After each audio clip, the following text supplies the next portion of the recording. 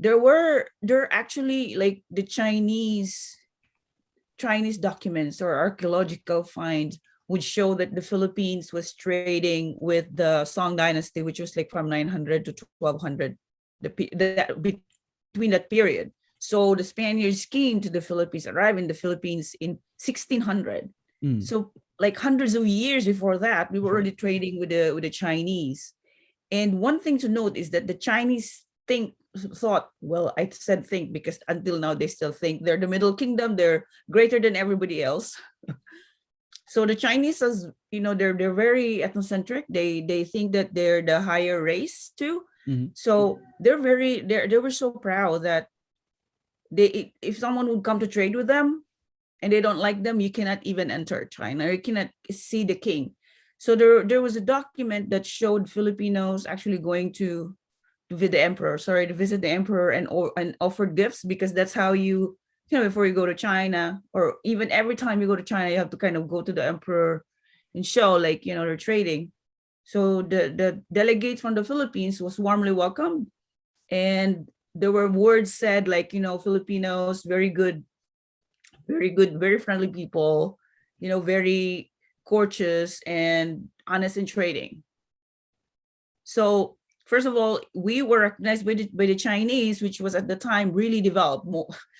When the Americans were still Native Americans, there's no America, like China was there. They first developed so many of the first things: paper, firearms, the things that sort of made Europe what it is. That they developed a lot of things, right? So they were called the Middle Kingdom. They were very, very sort of advanced developed, and there we were trading with them. So we were actually getting stuff that were valuable.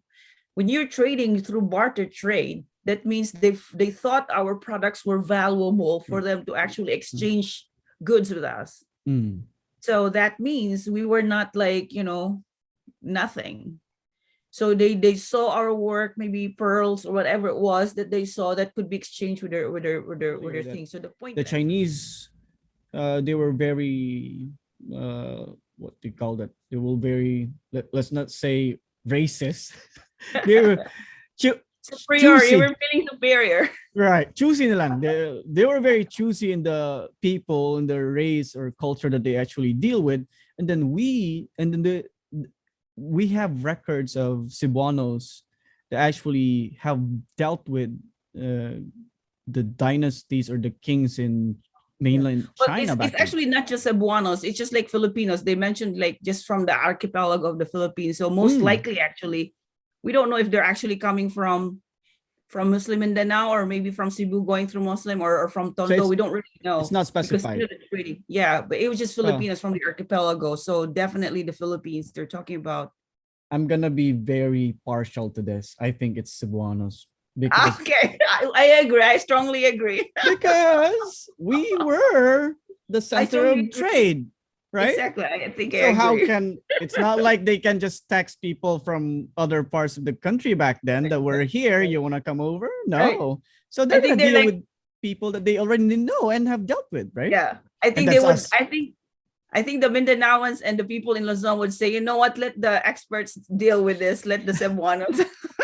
Let's have the experts because we were very diplomatic, right? We kind of like, okay, we're being the center of trade. You have to be very diplomatic, right? With all forces, so you can keep the thing going. So I think you're right. I think there's a basis for them choosing Cebuanos to represent the country. It's not like we're being partial here. It's just it would be a nice historical fiction to write, right? Well, at least it has some historical basis, It's not purely out of our, imagination, right? That's totally wild. You're right. So it's just connecting the dots, really. That's true. I agree. I strongly agree with that proposition. So and I guess many Cebuanos too. Of course. Especially mga lumad, of course. Ay, oh. Ang mabisdak.